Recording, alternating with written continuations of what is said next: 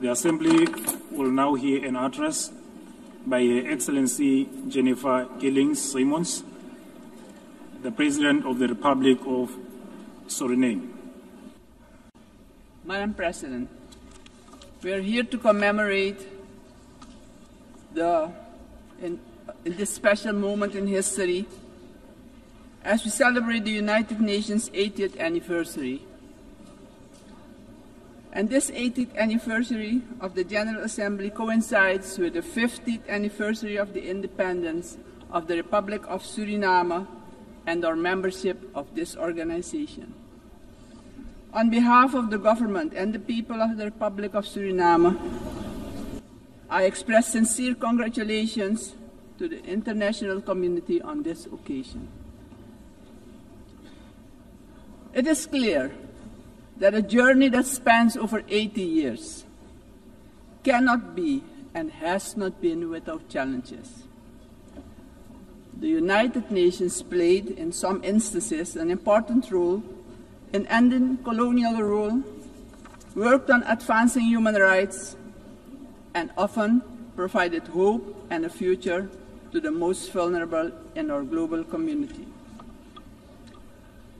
This is also the organization that provided a voice to the global community and worked to establish a balanced world order aimed at adopting a framework for sustainable development agenda and contribute significantly to advancing human rights, more specifically the rights of women and children. The organization promoted education for all and universal access to health care. In some instances, the peaceful resolution of conflicts was achieved, preventing misery and saving human lives. Madam President, on the other hand, we must admit that the UN, at other times, regrettably has been unsuccessful in avoiding conflicts, wars, and violations of human rights. As we look at the world today, we see that in Europe, war has returned. Elsewhere, wars are displacing millions, killing many, and threatening global security and peace. In other countries and regions, for instance in the Middle East, we have witnessed unspeakable terror at the hands of terrorist organizations. The UN was not able to prevent that. At this moment, there are increased occurrences of grave violations of human rights and more specifically, the rights of children. For example, in Gaza, it is unbearable to even think about their suffering. Also, within our own region, which is the Caribbean, we have not been spared of rising tensions. It is with heightened concern that we noted the Secretary General's recent briefing on the Security Council meeting on the situation in Haiti, mentioning that the Haitians are enduring a perfect storm of suffering. Haiti is still paying a hefty price for being the first to throw away the shackles of slavery in the region of the Caribbean. Our hearts go out to the people of Haiti. Suriname strongly reiterates its position that conflict should primarily be resolved through dialogue. And we remind the international community that Latin America and the Caribbean are proclaimed a zone of peace. We do not want military aggression in our region.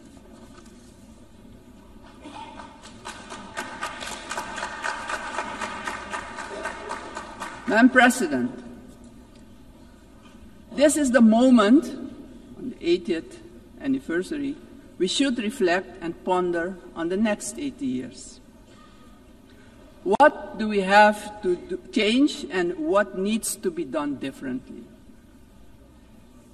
We all must underscore and repeat it ceaselessly today that the United Nations will only be successful if all nations, without exception, adhere to the resolutions we adopt.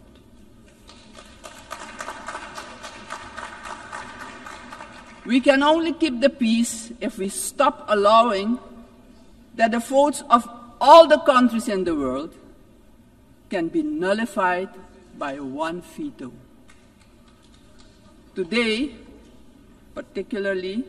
partially because of the work done by our organization, some poor countries have developed substantially, economically and otherwise. They have become powers who can't be ignored any longer. We have to remind ourselves that the world in which the United Nations was established 80 years ago does no longer exist. The task ahead, therefore, is that we, in the first place, renew our vows, recommit to the principles and objectives of the Charter of our organization, and recognize all the voices in the world, because people from all regions should have opportunities for a dignified life. Furthermore, the UN should adjust to the world we currently live in. This means, for example, the Security Council should expand to include all nations who exert major influence in the world. Exclusion of these players will only increase the risk of conflict and obstruct the beneficial cooperation necessary for humanity to develop and prosper. It is of great importance that all economically and otherwise strong nations and countries maintain a healthy competition that promotes the scientific advancement we need for sustainable development. On the other hand, these countries need to work together to guarantee global peace, so crucial for the existence and growth of the developing states and for their own countries. In this context, Suriname endorses the inclusion of, amongst others, Brazil, India, and the representation of the African continent for equal membership of the Council. Equally, we support the CARICOM position for a non-permanent rotating seat for the small island developing states and low-lying coastal countries.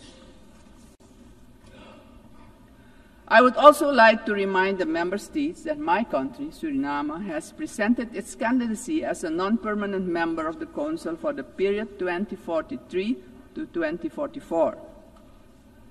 Madam President, the United Nations must be a genuine unity of nations. If our organization, moving forward, wants to play a crucial role in creating a prosperous future for humanity, we have no choice than to genuinely unite, all of us. Suriname stands firmly for global peace, for the rule of law, and for the equal value of every human life. Considering this, Suriname once again calls for the lifting of the long-standing, unjust embargo against Cuba, bringing misery to its people. Madam President, Suriname is a country with people of indigenous, Maroon, Javanese, Hindustani, Creole, African, Chinese, and European descent. We all live together in a mosaic of cultures and faiths. The persons from Surinamese origin living abroad are part of this mosaic of our population and can contribute to the socio-economic development of the nation. We consider this diversity a great asset. Actually, Suriname does not have diversity. Suriname is diversity, and we keep working together to protect and grow our national unity for our own well-being and as an example of harmony in this often divided world. My country also carries immense natural wealth, and it is our vision to create an economy that is resilient, sustainable, and inclusive. Together we strive to build this more diverse economy by developing, among others, our tourism and agricultural sectors, strengthen our educational system, and work towards universal access to basic health care. Suriname has a vast tourism potential with its green and lustrous hinterland, many waterfalls, rapids, and great rivers for relaxation, as well as for unforgettable adventures, if you're inclined to that. Rich biodiversity, cultural treasures, and the UNESCO-acknowledged historical city of Paramaribo. Through cooperation in the agriculture sector with our neighbors, we aim at improving food security within Suriname and the Caribbean community. My government views energy security as a strategic priority for national development, regional stability, and economic resilience. With an investment of more than $10 billion for the development of our offshore oil and gas, the country is getting a new beginning, a new start that will contribute significantly to our economic growth. However, we know oil and gas revenues should not be the sole fundament of our economic development. Hence, we need investments in relevant sectors in our country. We are steadily advancing our energy transition. While we already source about 50% of our energy needs through hydropower, we are moving toward natural gas and other forms of renewable energy as part of our long-term vision, because we know climate change is a fact. Madam President, I firmly believe that education is the foundation upon which every prosperous society is built. We are committed to invest in our education system, our teachers, our children and youth. The future of any country depends on the talent and skills of its people. My country reaffirms strongly its commitment to upholding the rights of indigenous and tribal communities, ensuring that their livelihoods, tradition, knowledge systems are respected and preserved, and the acknowledgement of their collective land rights. Strengthening our institutions is high on our agenda. Suriname has worked tirelessly on the prevention of diseases, and despite challenges, we have achieved results that we as a country can be proud of. As of June 30, 2025, Suriname has officially been declared malaria-free by the World Health Organization after 30 years of continuous fight against this disease, the first in the Amazon region to receive such a recognition. We're aware of the responsibility to remain vigilant as government as well as a community to ensure that these gains are sustained.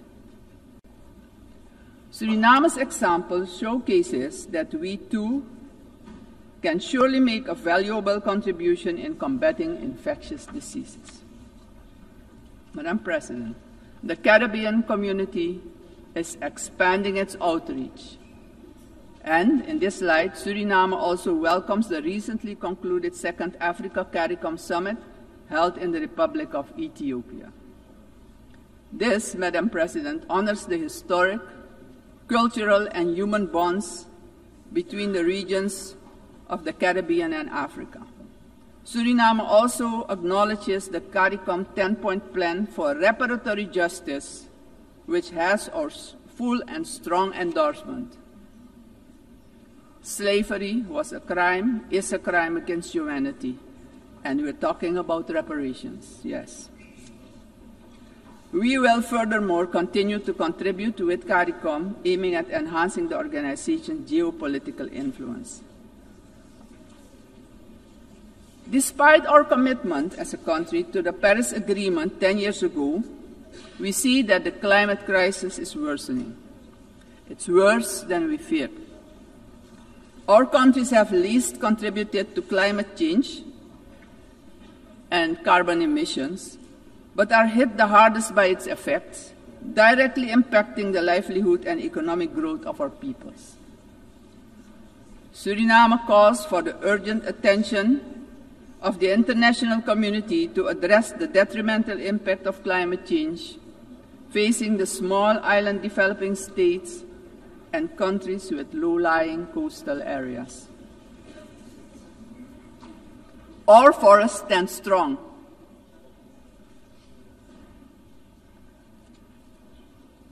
More than 90% of our land is covered by rainforest. And this makes us the most forested country in the world. Your eyes have never seen so much green. Suriname is one of the 3 carbon-negative countries on Earth. Since 1992, our forest has absorbed nearly 290 million tons of carbon, and each year we capture more than we emit, and we want to keep it that way. The protection and conservation of our forests has been a priority. It doesn't stand by default, but by design. We have been logging sustainably for decades, and did so with the Sustainable Tropical Rainforest Management System developed in Suriname, an ecological approach to forestry. Also, the indigenous and tribal communities protect the forest by their continued stewardship. We are proud of the way we did it, but pride alone does not pay the bills and does not develop the indigenous and tribal communities.